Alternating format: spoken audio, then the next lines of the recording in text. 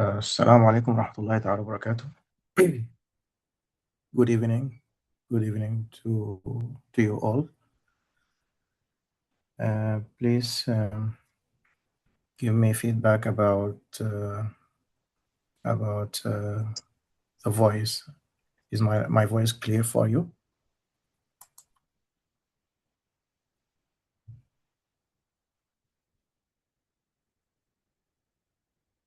Is very clear now. Okay.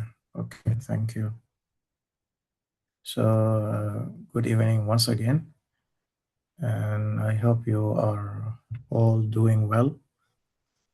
Today is our fourth day in the workshop, and so far we have addressed several topics in the academic publishing. And today or tonight, I'm going to take you through additional two topics. Specifically, the first one will be how to avoid traps in academic publishing and to understand the business models of the journals, and how to avoid the predatory journals, and how to manage the APC funding. In the second session, we will discuss briefly how you can build an online researcher identity and how to maximize the visibility and your metrics in the global community. I will just give additional 2 minutes for to let more of the participants to join us. Just within 2 minutes, we will start our session. Okay. Thank you very much.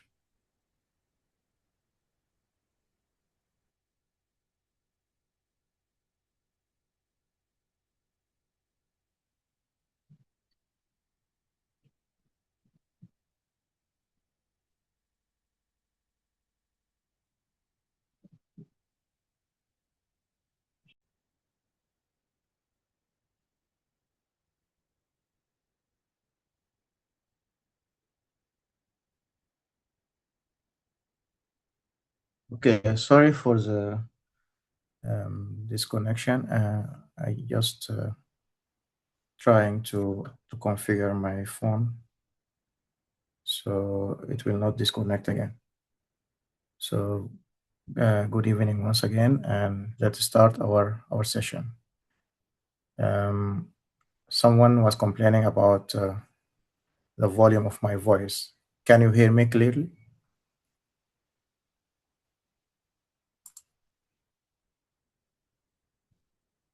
Can you hear my voice, please?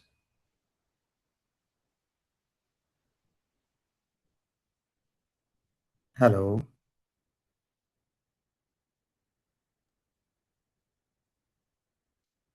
Yes, Dr. Alkhair, it's fine. Okay, so let's start. In session 5 today, or tonight, sorry, I'm going to discuss how to avoid the traps in academic publishing.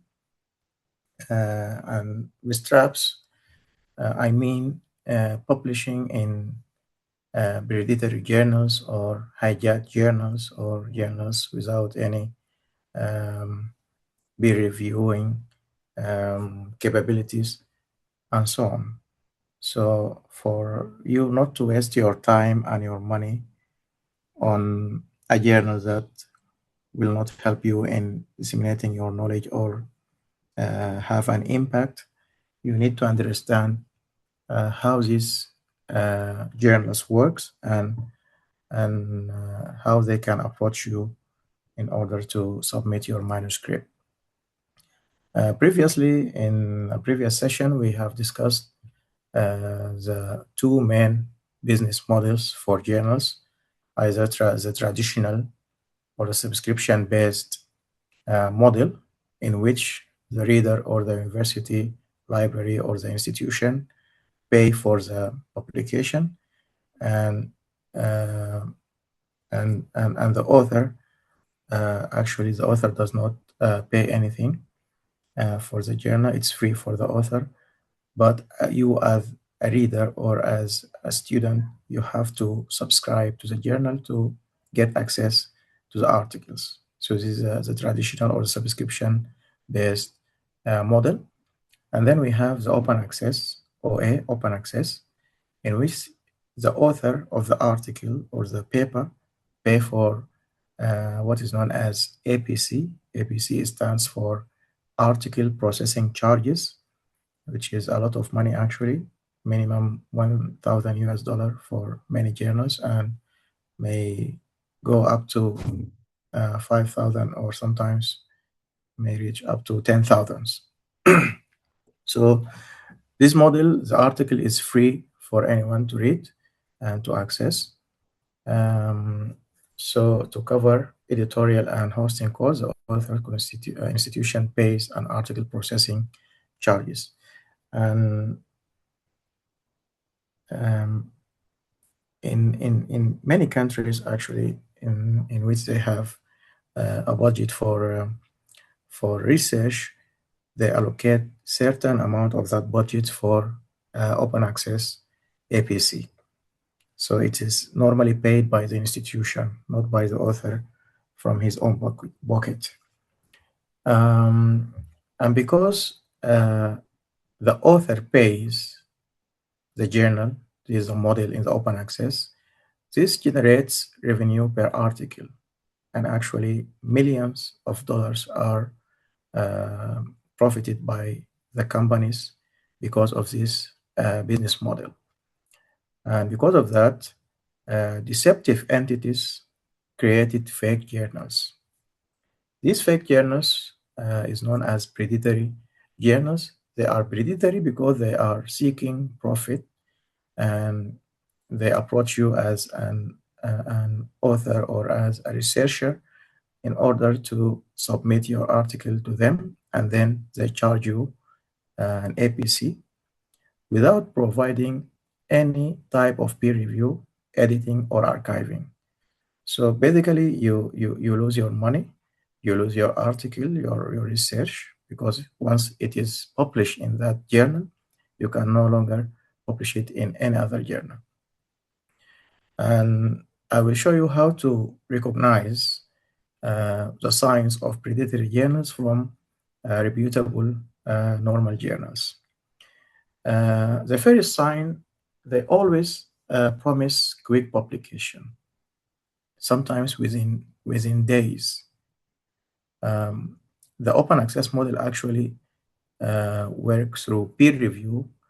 It requires several weeks and often several months in order to finalize the peer review process and to accept your manuscript for publication.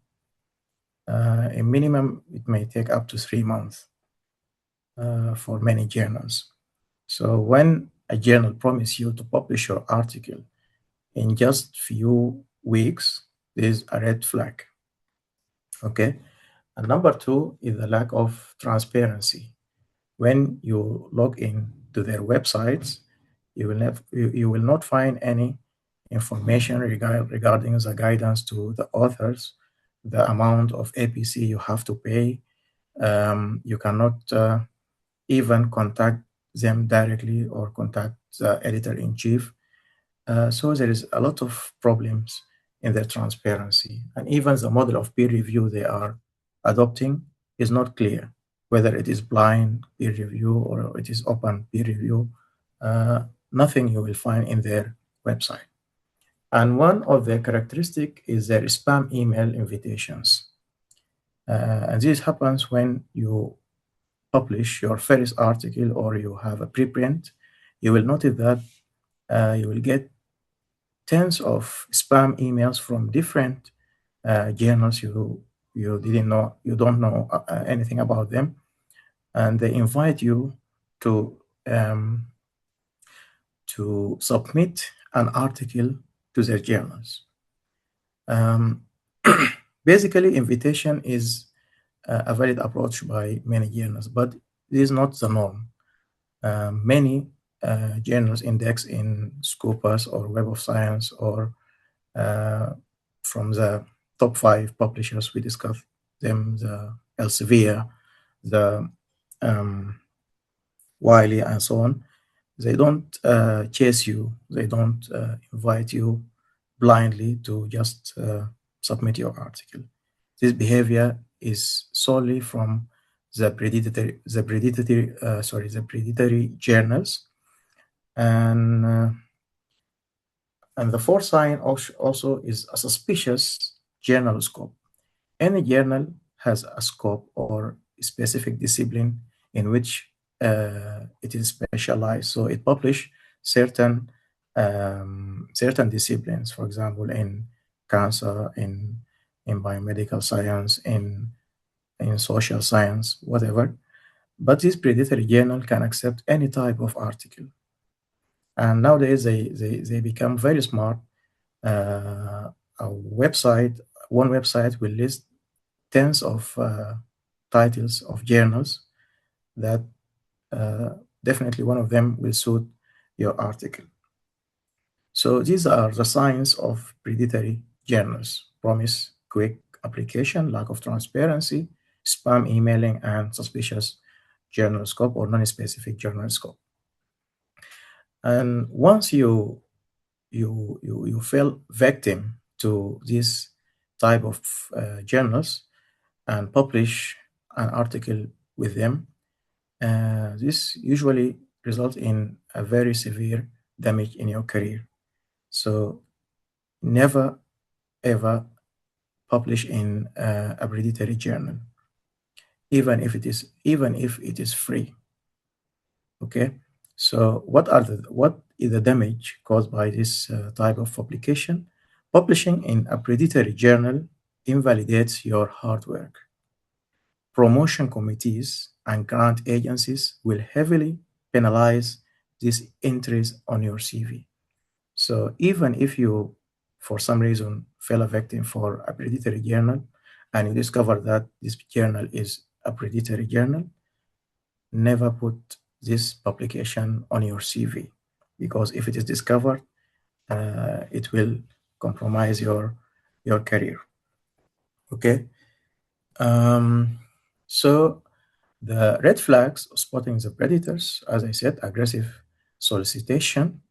They send flattering emails, and I will show some examples. They send several emails to my email account. They send flattering emails explicitly asking you to submit a paper or join their editorial board, often outside your specific field of expertise. Last week, I received an email for a journals published in polymer science. It's not my field. It's an example of predatory behavior. Okay. Uh, the second red flag is guaranteed fast review, promising peer review within 48 hours or 1 week. Legitimate.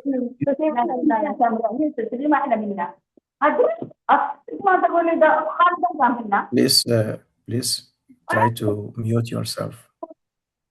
Mute your mic, please.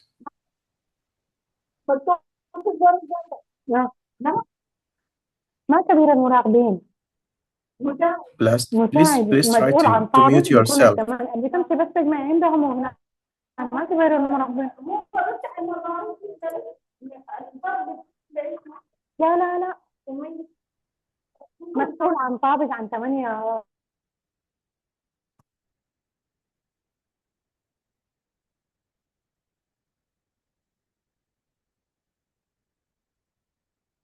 Okay, let's continue.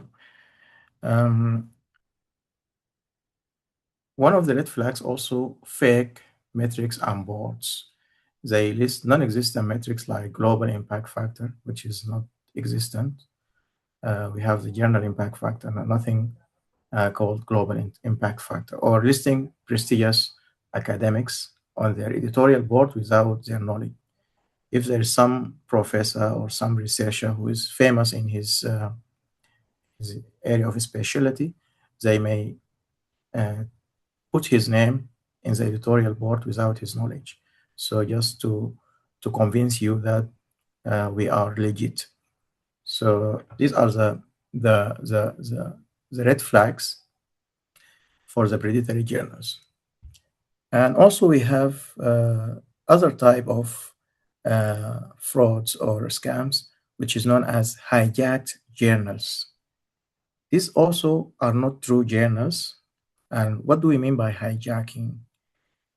Unlike predatory journals, which create a new fake identity, hijacked journals steals identity of legitimate, prestigious journal.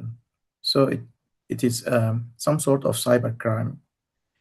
They design a website that look typically like the, the real journal website, and then they email uh, authors and researchers in order to submit their articles to the journal. So the author get scammed because they look at the website and it looks similar to the original journal, even the same name, even they can steal the ISSN number, which is the international standard serial number. Each journal has its own ISSN number. So the website actually looks real. What they are doing actually, they are just stealing your money. So cyber criminals clone the real journal's website, steal its ISSN, and charge APCs to authors who believe they are submitting to the authentic publication. So you have to check before submitting your article whether this is a real journal, is it the real website, and I will show you how to spot these fake websites. So how to defend yourself? First of all, check the URL, cross-reference the journal link via trusted databases such as the Web of Science or Scopus. So you search for the name of the journal in the Web of Science or Scopus, and they normally list the URL for that journal. Click on the link and then compare the link address of the real journal with what you have received in your email. If they match, that means this is the same journal. If they mismatch, that means it is a hijacked journal.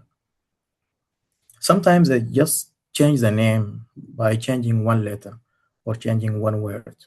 So the names of the journals, they look similar. The second thing you can do is to verify the indexing. If a cloned site claims Scopus indexing, search the actual Scopus database to ensure the URL matches. And also, a few years ago, some collaborators, they established a website. I will show it to you. The name of the website is Retraction Watch. This is the name of the website. And basically, they list all articles that had been retracted from journals because of research misconduct or any problem in the article. And also, they have a service to watch for the hijacked journal. They have what is known as hijacked journal checker. So you need to check this website before submitting. Actually, I'll show it right now.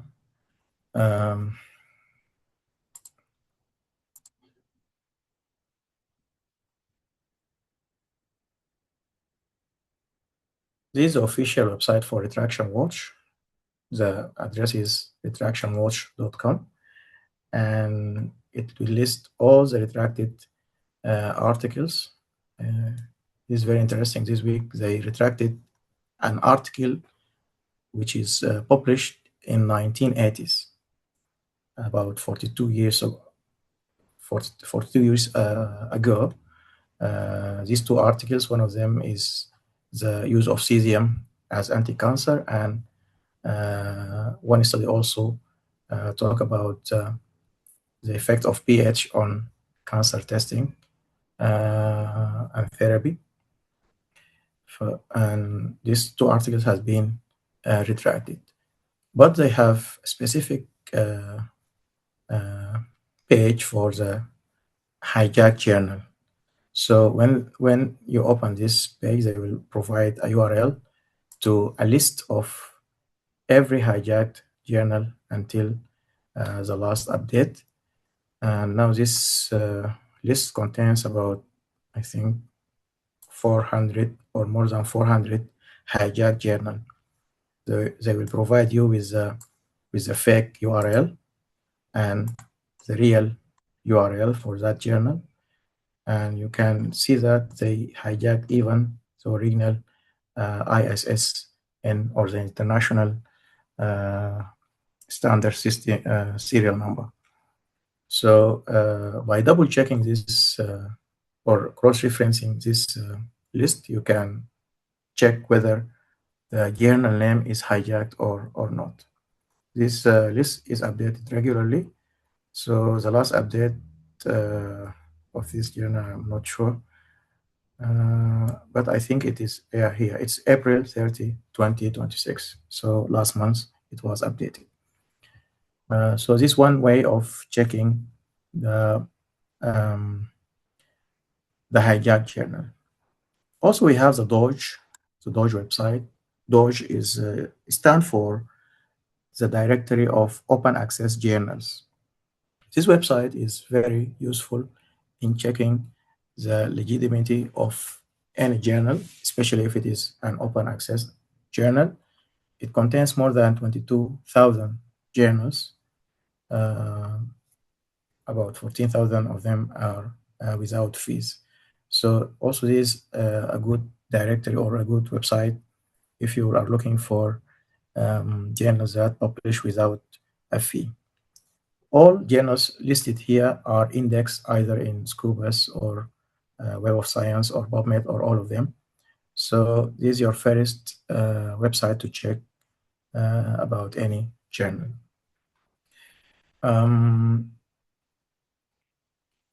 Let me show you something, the emails that came to your inbox, like this email from one of the predatory journal.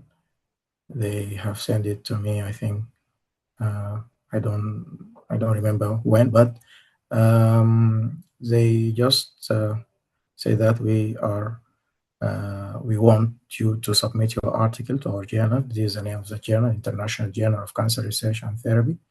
Okay, and they promise that they will publish my article within 2 to 3 weeks, which is practically impossible for an open access journal to do that, and so on. This is another email also from a fake journal called Journal of Cancer Research. Okay, the name of this journal actually looks similar to a famous journal published by Springer. Its name is Journal of Cancer Research and Oncology. So they just remove the oncology word and they came with a name that looks similar to the original journal. And even the email address sent by the one who is sending the email, the domain is different from the name of the journal. So this is Kathy at theresearchunion.com. This is an unknown domain. And even the editor who sends the email, she even didn't say her last name. So, and if you look for the website of these journals, you will find actually a legitimate website like this one, Journal of Cancer Research. Is a website. It contains all the information about the journals. And one of the red flags, actually, you can see the disciplines they can publish. They can publish in many disciplines. Okay, and when you go to submit the manuscript link, you will just find basic information you have to fill, like your name, your title, and then your postal address, the abstract, and then you upload your manuscript. In real journals, actually, this does not work like this. They have what is known as editorial manager.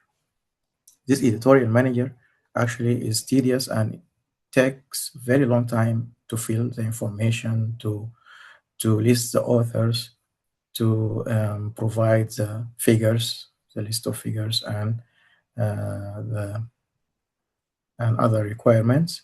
So this is a very simple interface for submitting an article. So if you find something like that, this is a red flag.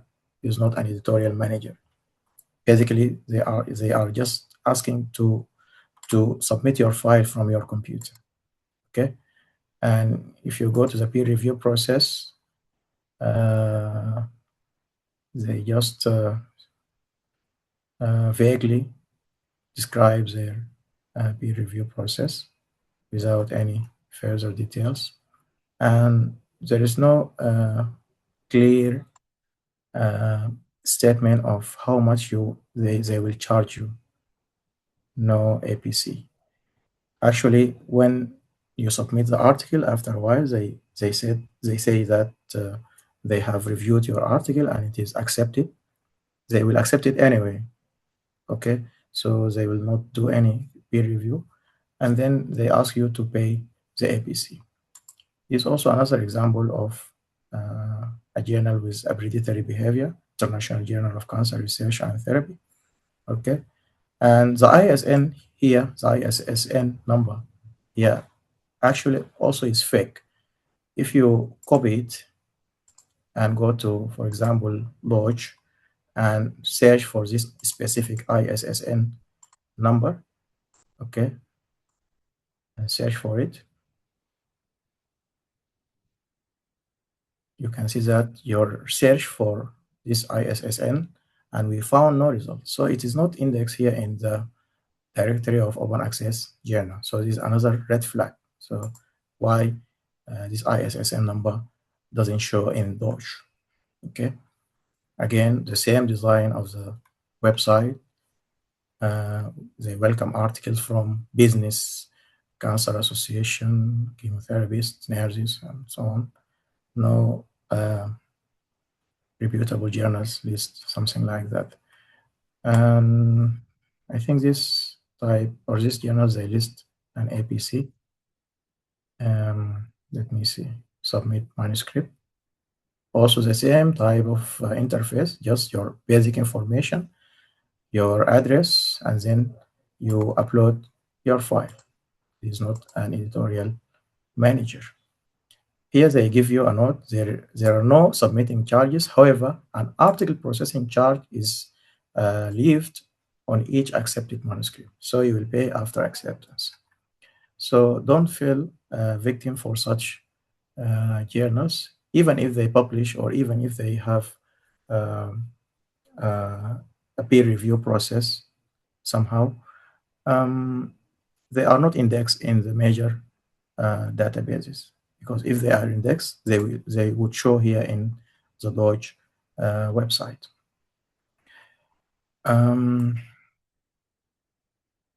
So what you have to do before submitting, we have a scheme in 3 words: think, check, and submit. So before paying an APC or signing a copyright transfer, this is a signature you provide after acceptance to give the journal the right to publish your work. So before signing this copyright transfer, always return or run through this global campaign framework: think, check, submit. So how to do it? You try to answer these 6 questions.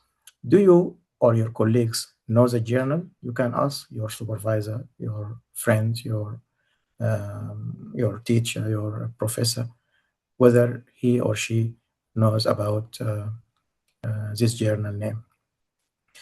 The other thing you can do, can you easily identify the contact, identify and contact the publisher?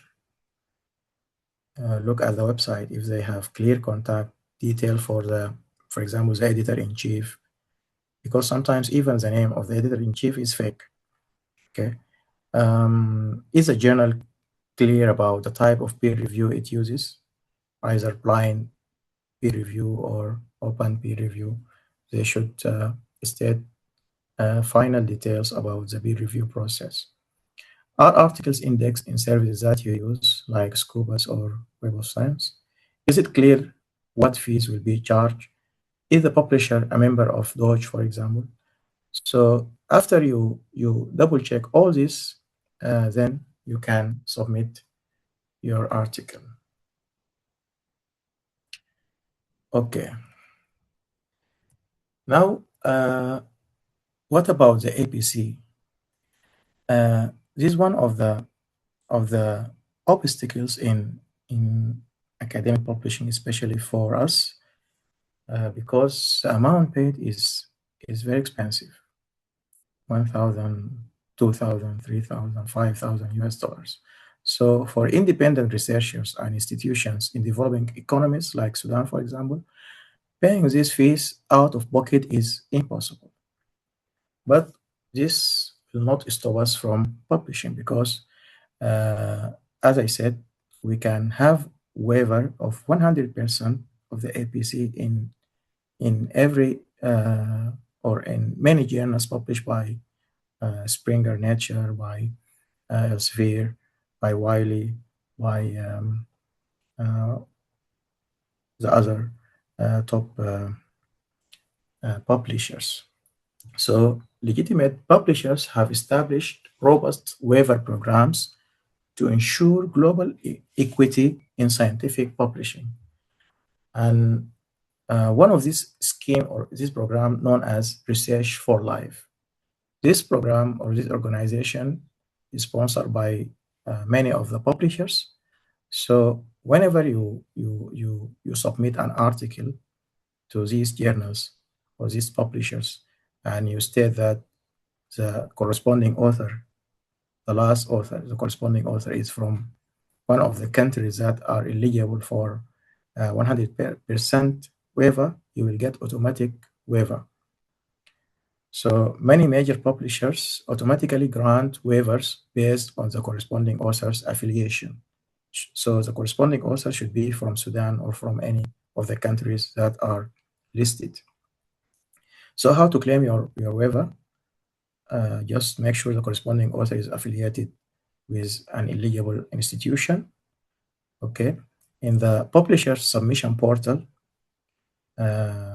it will automatically detect your IP address or your affiliation, and then it will give you 100% waiver.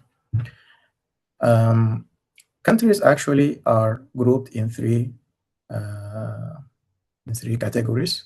Group 1, which appear here in the blue color, these are the countries that are eligible for 100% waiver, including Sudan and many of the African countries. Group B, or the countries in orange color, they will not get 100% waiver, but they will have reduced APC up to 50%. So countries like Egypt or, for example, Nigeria will pay 50% of the APC. And the countries in white color, all these, they should have pay the full APC amount. So we are lucky that we are part of this group of countries. And let me show you in one of the websites, for example, in one of the journal.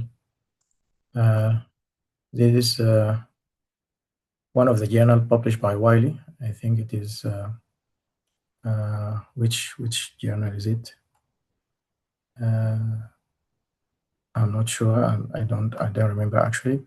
Anyhow, they clearly state that some countries will have 100% waiver, and this automatic waivers list.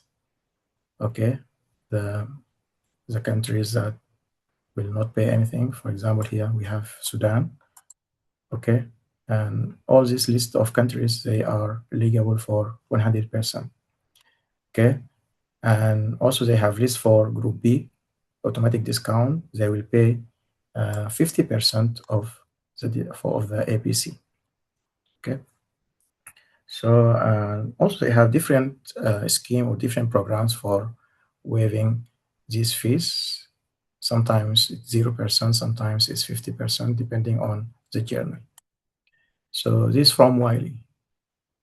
So before you submit your article, make sure that they can provide you with a waiver, and it will get and you will get it automatically. So this is my first presentation about avoiding the predatory journals and the hijack journals and how to check them online and use the scheme, as I said, the think, check before submission, and then you are eligible for APC. So don't worry about as a Sudanese researcher or from, and also we have our colleagues from Gambia. Also, they are eligible for 100% waiver, so they can publish their articles free of charge. And actually, I did my PhD in Ghana, and also when I was there, we have published many articles in Ghana because they also are part of this list of countries. So this is my first presentation, and I'm happy to receive any question or comment regarding this topic. Thank you, Dr. Alkhair. This is Dr. Ali.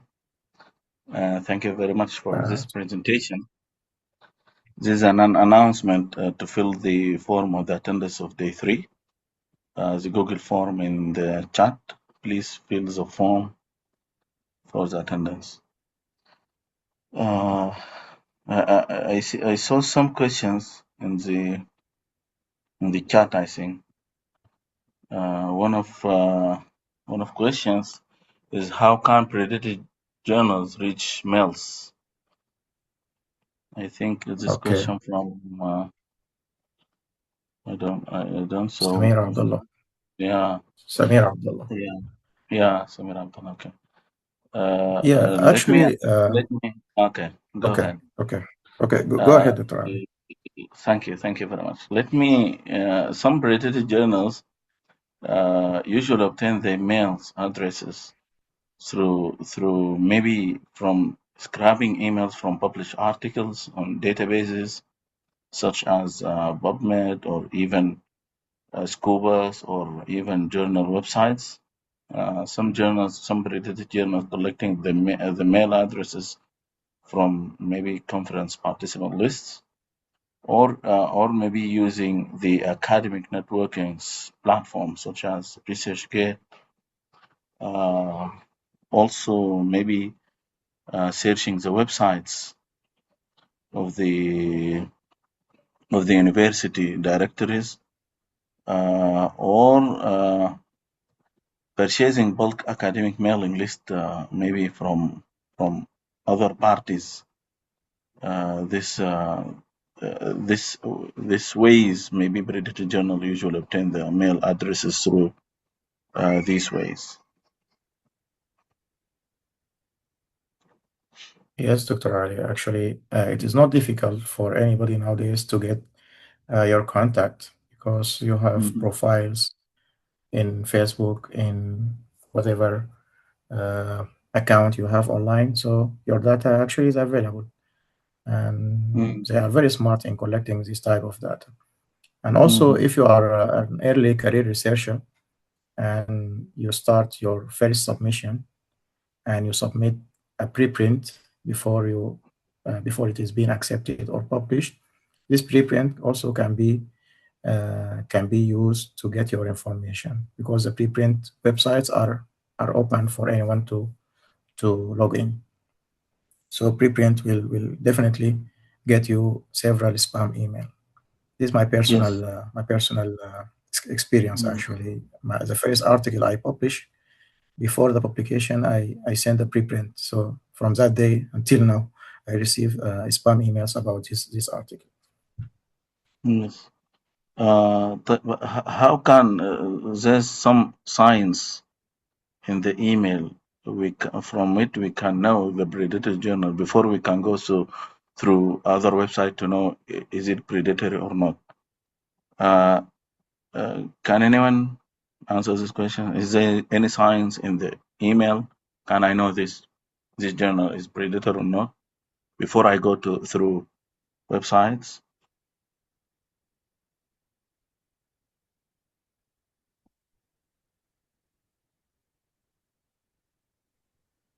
Anyone experience an email from President Journal?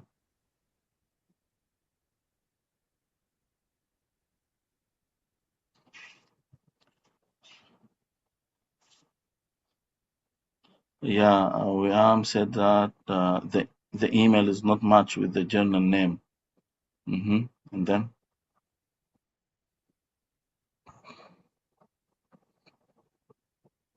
also we can see in the email is the email have poor grammar and even Very poor this English. is the most important thing. Yeah, poor grammar in the emails. Maybe the impact factors written inside the email of the journals. So this impact factor was maybe vague. Also, they said that we can publish the paper within 1 week. A very fast peer review promises this journal will be an predator journal. Also unclear, maybe editorial board information. This one of things you can see it in the emails of the predatory journal came through your mails. So this is common warning signs: predatory journals, poor grammar in emails, fake impact factors, very fast peer review promises in the email, and unclear editorial board information. If you see this one in the email, before you go to website and search about these journals, you can know this is predatory journal. Yes, Dr. Ali. And my advice also to our colleagues, if they are starting their academic publishing career, try to look for the journals yourself. Don't rely on emails received on your email box. As I said earlier, you can access any publisher like Elsevier and look for the journals that suitable for your article. And another thing, not all invitations or all emails came from journals are fake. When you publish, for example, with MDBI or Frontiers or these open access publishers, they may have special issues in their journals, so they may contact you regarding if you want to publish an article in this area of your expertise. And the emails received by such journals actually are highly professional. They detail the APC, how much they would charge you, and the email actually looks completely different from a predatory journal. So this not for you not to worry about any invitation that means it is fake. Sometimes it is legit invitation. Back to you, Dr. Ali. Thank you very much, Dr. Khair. Yeah. Also, there is a website. I don't know if you talk about it, Dr. Khair. Saimago website. Yeah, we talked about it last Okay. session, I think, on Okay, Monday. good. Yeah, Saimago. Yeah. There's also a question from our brother Sanaba asking about he sometimes receive email with manuscript title for the review from journals. He said that he never replied to them. Are these emails from predatory journals or not? Yes, Brother Sanaba, not necessarily to be this invitation from predatory journal, maybe from a good journals. So you have to firstly search about this journal. But some predator journals also send mass review invitations, and this predator journals also you can see in the email is poor. Also, the journal scope is unrelated to your expertise. Also, the emails written very poorly, and even the deadline is very short. This is the most important thing. The deadline is very short. While other journals, good journals, they didn't all the time is very long. Maybe also generic greetings in the email instead of your name, and then you have to search in the databases firstly, like Scubas of Web of Science, PubMed, or even Simago about the journal, and then respond to the invitation to review the articles. Hello, Thank Dr. you, Ali. Dr. Ali. Yeah, the floor is yours. Yeah, yes, come in.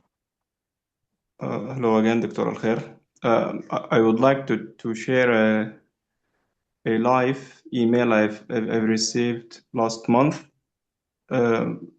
It's not a predatory journal. It's about someone has sent it. It's a spam. Yeah, I detect it through its email.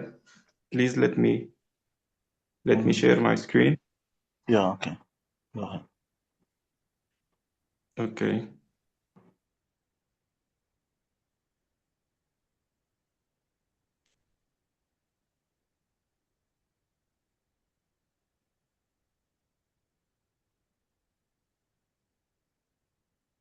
I'm not a co-host right now. Actually, I've logged out and returned. Okay. I give you the Dr. Khair, can you give him the co-host? Okay.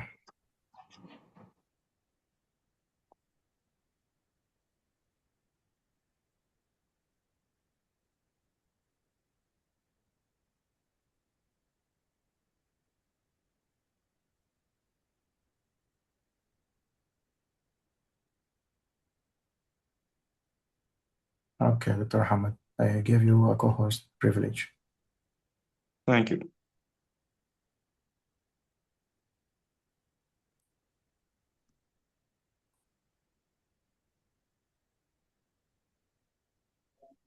Okay, my screen is loading.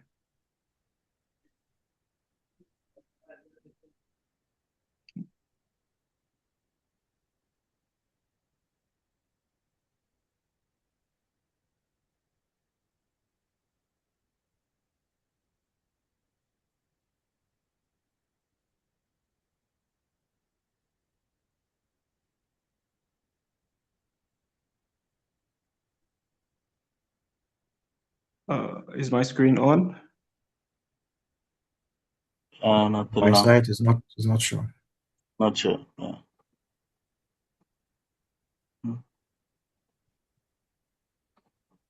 Okay, let me check. Okay. I Yeah. It's think going. it's on now.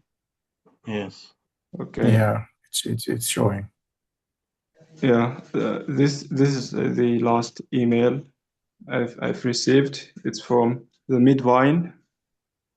Actually, I think they go through my LinkedIn account, so they detected my interest in analytical chemistry and medicinal chemistry, and they used an ISSN number. Yeah. Okay, as it's shown. If you go through this Another email, thing, they over yeah. Sorry, yeah Muhammad. they If you go through overpraise this, yeah. Sorry. yeah. If you go through the email, see the mail is written. The grammar is very bad, and if and they write the ISSN Mhm, for the journal. This is a predatory journal. mhm, Mm-hmm. mhm. Go ahead. Another thing I spotted, their email, it's in gmail.com, so it's not even close to predatory something. So it's a live example of the predatory, and the Midwine actually is a big journal to detect my activity or my recent activity. So I thought it's not really a direct email from them, and I sent it to the spam. I reported it as a spam, so they got blocked by Gmail company.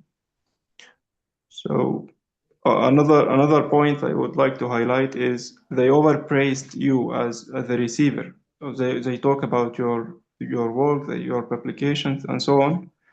So it's a point to mention. Thank you for giving me this chance. Please, you can continue, Dr. Ali.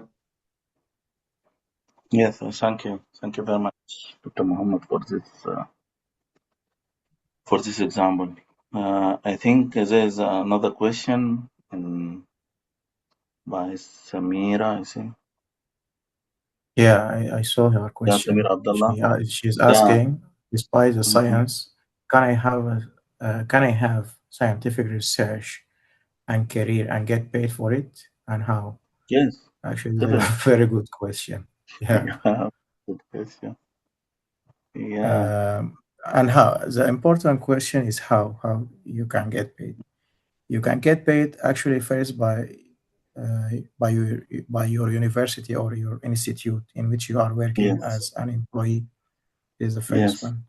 And the second one, through funding, if you apply for a fund or a grant on a yes, specific research, sometimes the principal investigator or the first researcher who is responsible for the research have a monthly has a monthly salary yes, that he can receive from the funding.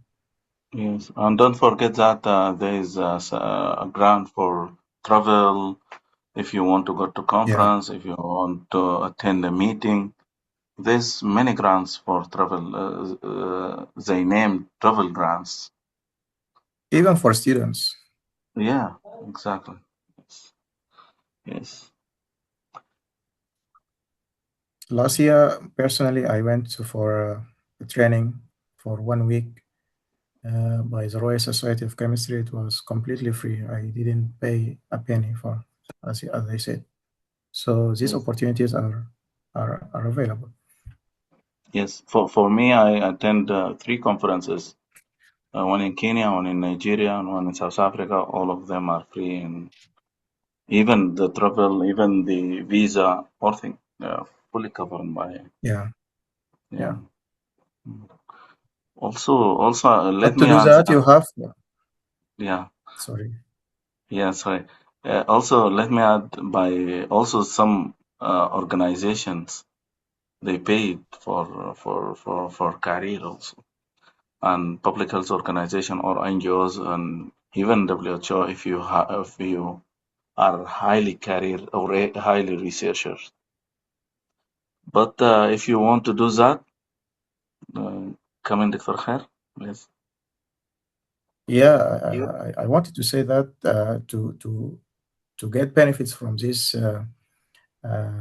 opportunities, you have to have a publication record. So start Yes, to do your publication, even review articles. And when you apply for a conference, you can get a scholarship or a free ticket for that conference. yes, to develop a strong research and writing skills, and even if you publish in highly reputable journals, you can be invited for conferences, for something like that.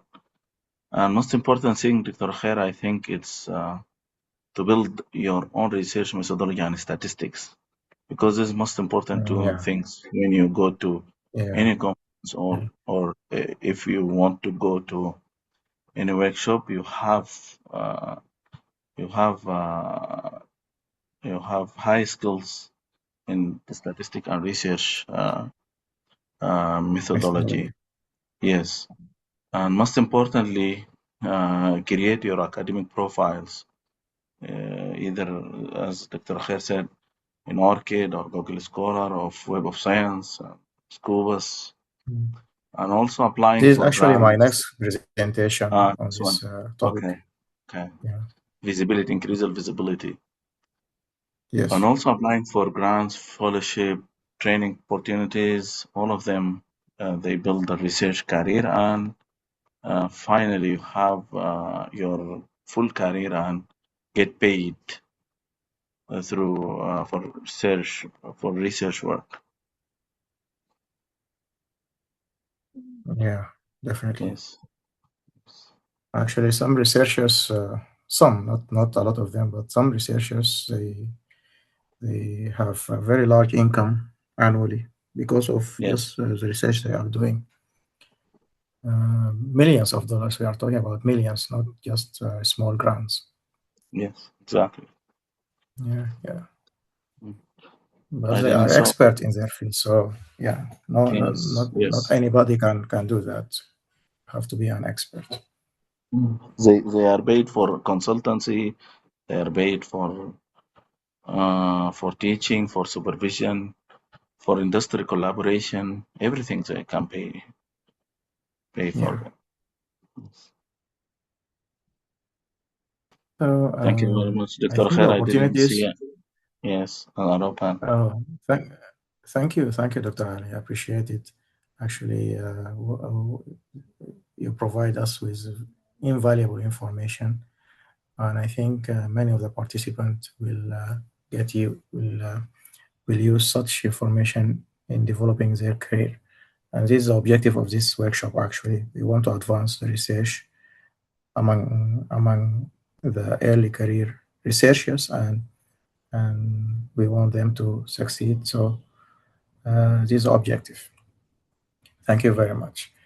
Um, I will move to the second presentation regarding the after you publish your article, how you increase your visibility, how to get citations, and how to have a researcher profile.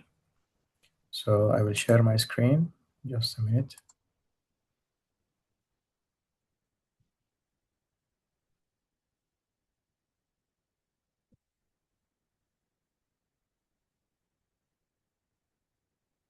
Okay. So this is our sixth session, building an online researcher identity to maximize visibility, metrics, and global impact. And also we'll discuss the metrics used to describe the authors and their impact. So nowadays, digital identity is very important, especially if you are just starting, and even if you already started several years ago, but you have to make sure your digital identity is there. In modern academia, publishing excellent research is only half the battle. You don't just stop on publishing, you have to follow up. If your work cannot be easily attributed to you, your global impact and career progression will suffer.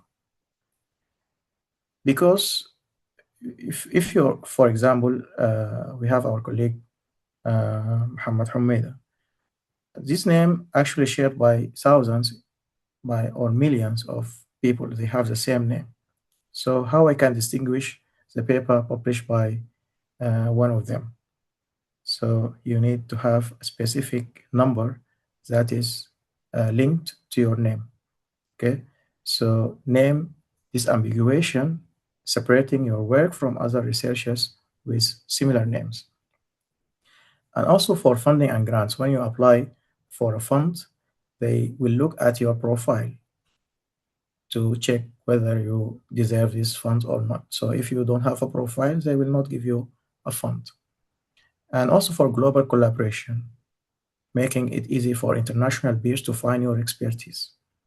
So there is a problem if you don't have a profile or a researcher profile. This is known as a ghost researcher, invisible.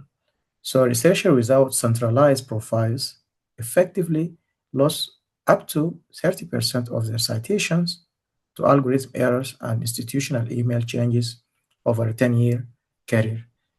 If you change your email, your profile will change. But if you have specific numbers that link to you, your name, whatever email you are using, it will be linked to your profile. So this number is a Open Researcher and Contributor ID, or simply we call it the ORCID, ORCID. It is a 16-digit number, and it is unique for every researcher. Any researcher has its own his own or her own ORCID. Okay, and you apply for it freely. And I think I showed you the ORCID website in previous session, if I remember. But you log into the ORCID,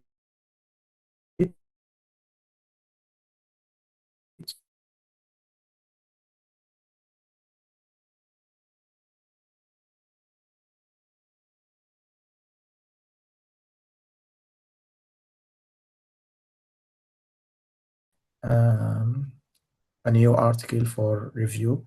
They will ask you for the ORCID for every author within that that article. They have to provide their ORCID and will not publish unless you provide this ID number. So what are the characteristics of this ORCID? ORCID provides a persistent digital identifier that you own and control. It distinguishes you from every other researcher. Just like the example I said about Muhammad Hamida. Two Muhammad Hamidas can have different ORCIDs.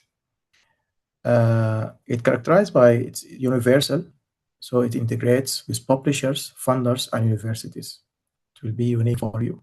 And it is persistent. It stays with you even if you change institution or if you change your email. And it is automated. So whenever you publish an article, it will show in your academic profiles automatically in Scopus, in Web of Science, in PubMed, all of them, in Wiley, in any publisher that you have profile with them. This article will be linked to your name. So you can link it to Scopus and Crossref to auto update your publication list. So when you are asked to provide your publication list, you just log into your ORCID profile and you will find all your publication list updated there. Beside ORCID, also you need to have other profiles in the databases. And the main databases you are looking for are Google Scholar. This is the most visible profile. Anyone can look for you in Google Scholar. You must create it manually.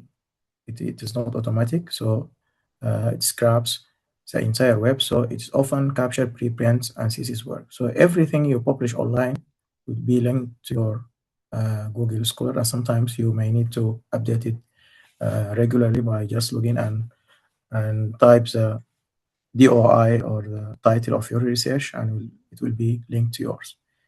But generally, Google Scholar is slightly messy. Sometimes you may find research or papers that are not yours listed on your profile. So you have to regularly come and check to remove such papers. The other profile is a Scooper author ID. This profile you cannot do it manually. It is auto-generated once you publish an article in any journal published by Elsevier. So after the first article you publish in Elsevier, you will get your Scopus ID. Okay, and another advice: if you have a professional email, at the end of the email, always write your name, your affiliation, and then your IDs, including the ORCID ID, the Scopus ID, the Web of Science. Also, they have an ID. So list these numbers beside your or down your name. So whenever you are emailing an institution or a professor or a funding agency, they can go back and look for your profiles. So the Web of Science is crucial for tracking your publications and your peer review history. If you are a reviewer, for example, and you did reviews to certain journals also, this history will be linked to your profile.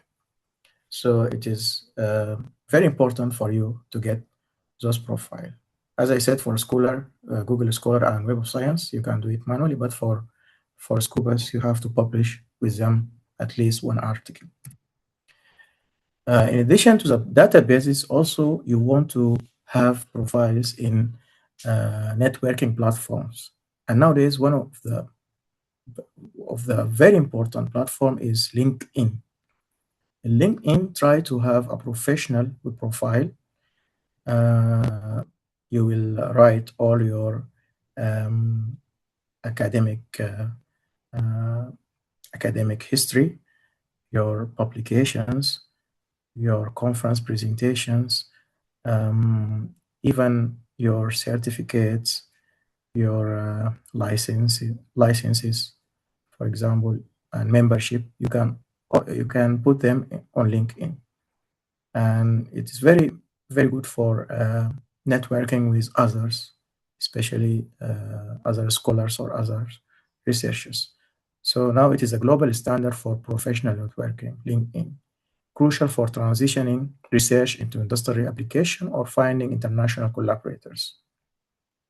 And personally, for me, I found many collaborators from LinkedIn, and even some conferences or some short courses I just found on LinkedIn. One of the things that increase your research visibility is sharing your graphical abstracts. Nowadays, graphical abstracts become a standard for publication. Whenever you publish an article, you can have a graphical abstract that detail the methodology and the results of your study. So visualization will increase your visibility, unlike text. So LinkedIn announce conference workshops and fund awards also are announced regularly on LinkedIn. The other platform is ResearchGate, which is simply the Facebook of scientists.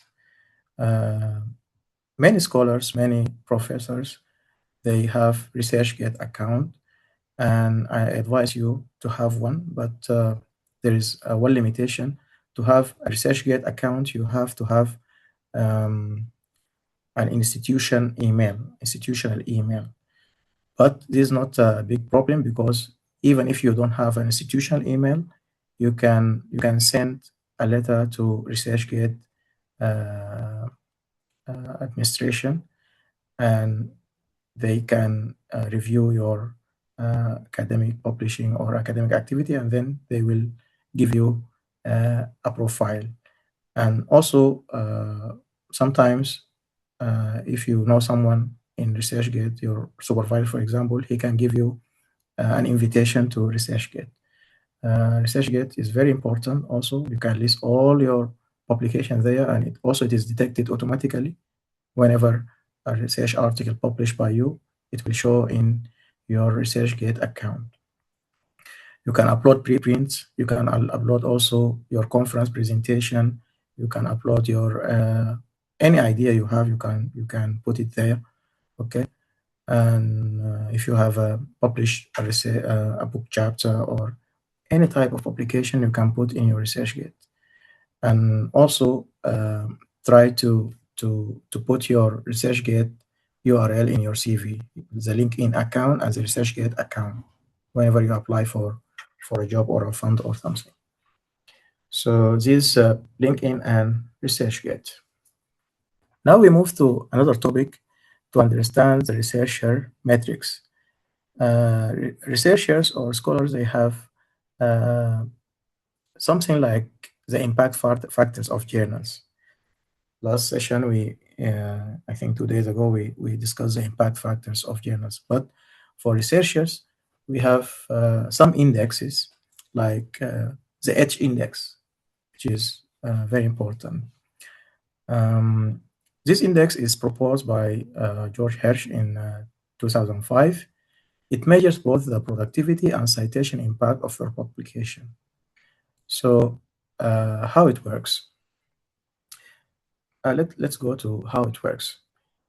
The H index is designed to measure your consistent impact, not just total output. So it doesn't reflect how many articles you publish, but also how impactful they are. And the impact is measured by the number of citations.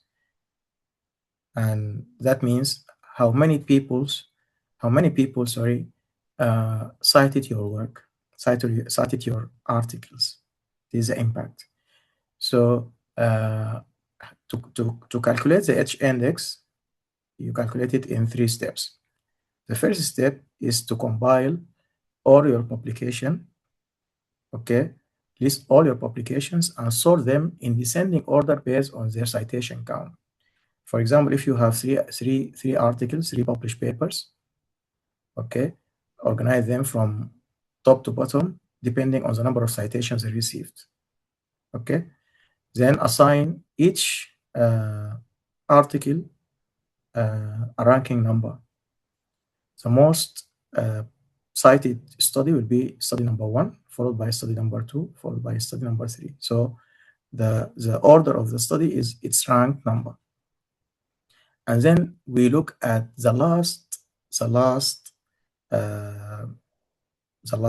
paper that has the lowest citation and look at the number of citations compared to the ranking order of that study. So not to confuse you, let me give you an example. Here we have a researcher who has 5 publications. Okay, the first publication or the highest publication received 18 citations, followed by this study 12, 7, 4, and lastly 2. Okay, so this is the order of his citation or the order of his studies. The number of citations should be higher than the number of rank. For example, this is rank number 1, so 18 is definitely larger than 1. Okay, 12 is larger than 2. This is study number 2. Study number 3, it receives 7 citations, so 7 is larger than 3. Study number 4 received only 4 citations, and here 4 is equal to or more than 4. Okay, and the last study received only 2 citations, but 2 is not larger than 5 or equal to it. So the H index given to this researcher is 4. So 1, 2, 3, 4, because the last one is the only one that maintain the rule or not breaking the rule. So the rule states that the number of citations should be equal to or higher than the rank of that paper. So the H index of this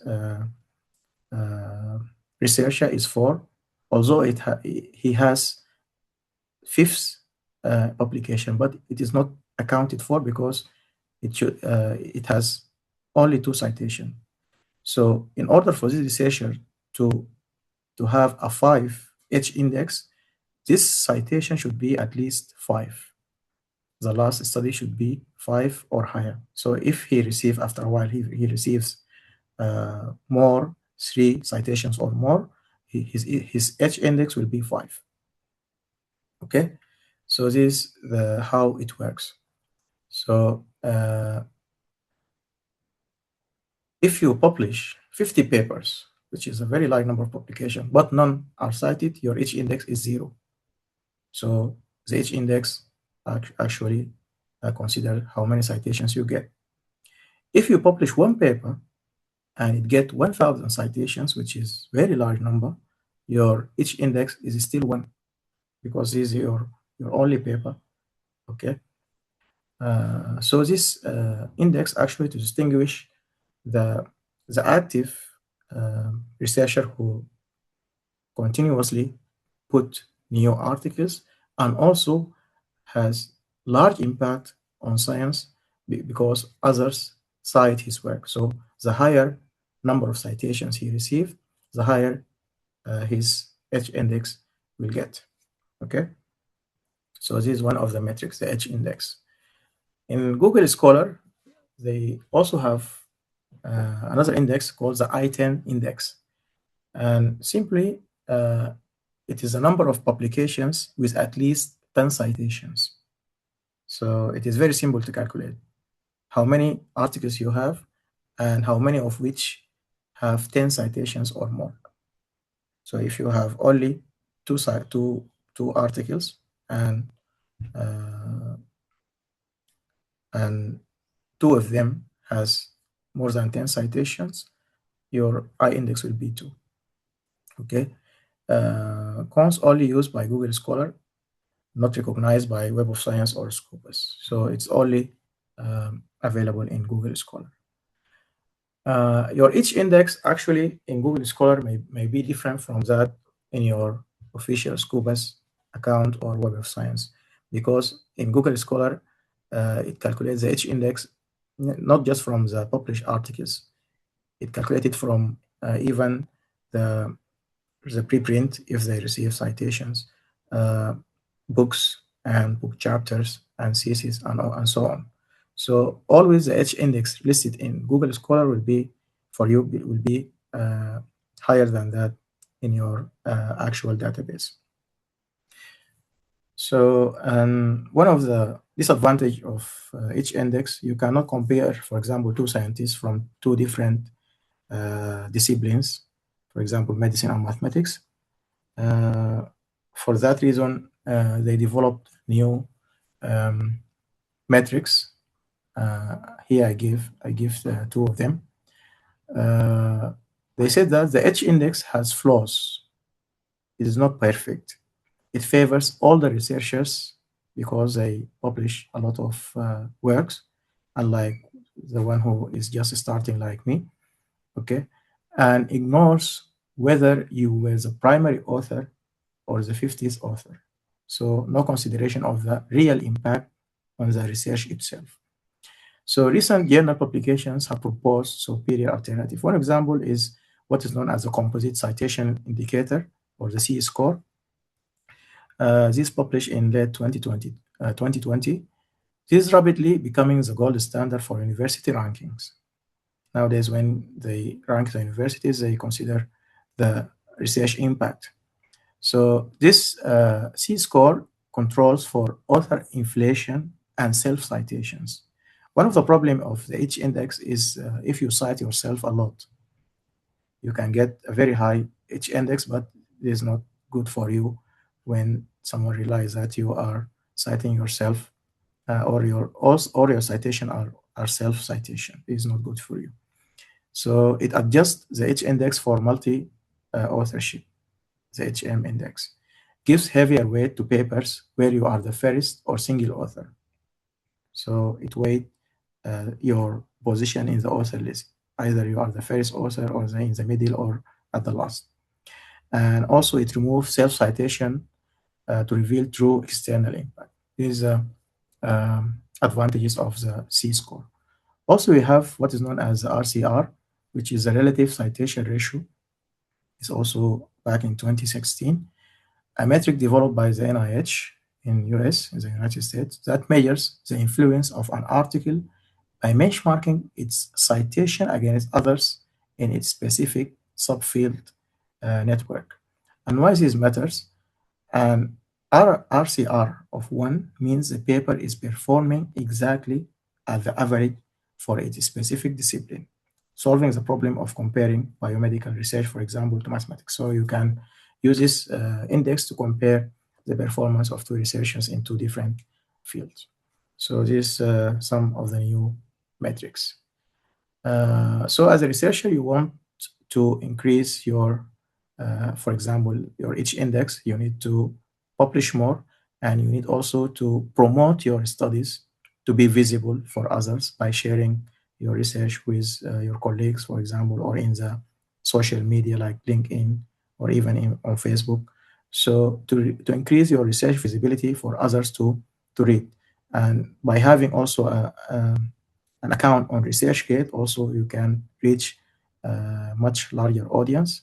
So with time, with the passage of years, you will get a lot of citations and your H index will increase. But to increase our visibility, we have to do it ethically, as always in all type of research and academic activity. So how to ensure your paper get read and cited after publication? As I said earlier, by number one, graphical abstracts, and then you can also utilize the preprint servers. But some scholars, they are against the preprint because they may lower the number of citation you received for your actual publish articles. And then, as I said, using the threaded summaries like platforms on X, Twitter earlier, LinkedIn, and so on. So you can promote yourself, but promote it ethically and never depend on self-citation. And also you can share your raw data, not just your article. If you publish an article and you have your raw data, you can share it with others. So in order to benefit from them or build another study on that data set. And also is a citable, you can get citation based on this data. There are specialized platforms for sharing this type of publication, which is the raw data.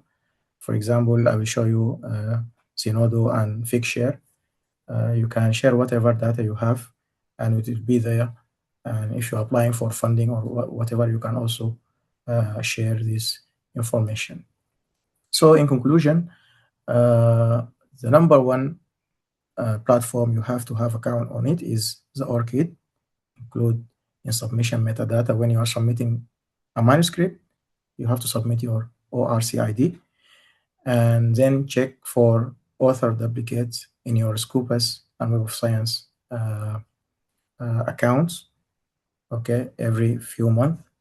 And on your Google Scholar, try to make a profile, public profile, so it will be discoverable by others. And also you can link your co-authors. Anyone who you work with, you can link your work with his, so it will appear in your Google Scholar profile. And if someone also log into his account, he can get access to or know that you work with this scholar, especially if he or she is one of the figures in his field. This also will increase your visibility. So after making your account, try to link your co-authors, because definitely you will work with one of the professors or one of the recognizable figures in that field. You can also upload your dataset, as we said, in websites such as Zenodo and Figshare. I will show you in a minute. And also use a social media platform to share your work after acceptance, after it's being published. So this how you increase your visibility. Let me show you some websites. For example, this Zenodo. You can use it to just upload your original data set. And this is Figshare also. You can store your data there. You can have an account, just sign up and then upload your data. This retraction watch, we already saw it. Okay. This is director of Open Access Journal. Okay. And this is a website also dedicated to list predatory journals. They have a list, but it's not updated. It is the list of last year. Here, this list of predatory journals. They list the publishers as well as the journals as well. So when you click on the journal list, they will give you a full list of every predatory journals that is circulating online. And now I think they have more than 2,000, very large number actually, 2,780 predatory journals. Some of them are now shut down, but many of them are still active. So, for example, this is my LinkedIn profile. I put all my career here, my publications. Okay, so you can edit your profile to even put your licenses and certifications and publications. Okay, or ResearchGate. I think I have a ResearchGate account here. Yeah, it will give you your citations, your H-index, and then you can publish or you can put all your publications, even your conference presentations, and it can give you a DOI for your conference presentation. Let me show you. For example, let me see. Yeah, this is a conference presentation. Okay, I did it last year, I think. So it will give you a DOI for that conference presentation, so you can put it in your CV, and whenever someone read your CV, can get access to that presentation. Okay. I think I have done what I want to say, and I'm open to questions and discussion. Thank you very much for listening.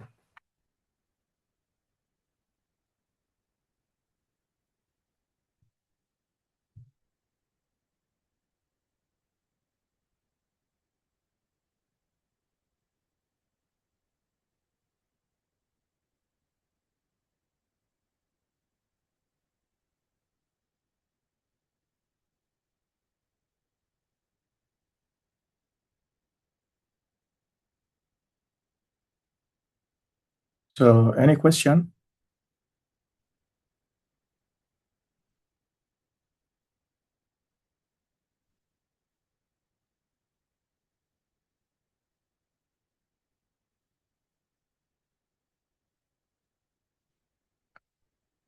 Thank you, Mr. Sanaba. Thank you very much.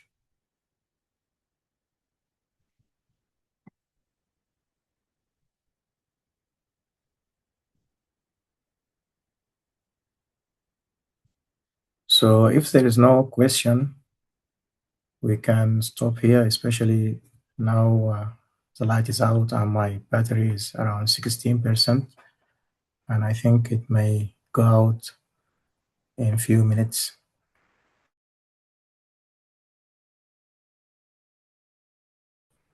If not, we can stop here and call it a day. This is not the last day. Actually, we planned this workshop for 4 days, but we may need to extend it for another day. We have 2 remaining topics with Dr. Ali. Back to you, Dr. Ali. Yes, thank you very much, Dr. Alkhair. And we have remaining topics, as Dr. Alkhair said. And another topic will be presented by Professor Ahmed Fahal, grant funding. This is added by Professor Fahal, and we need a second day. So we can meet on Sunday. Is it possible for all?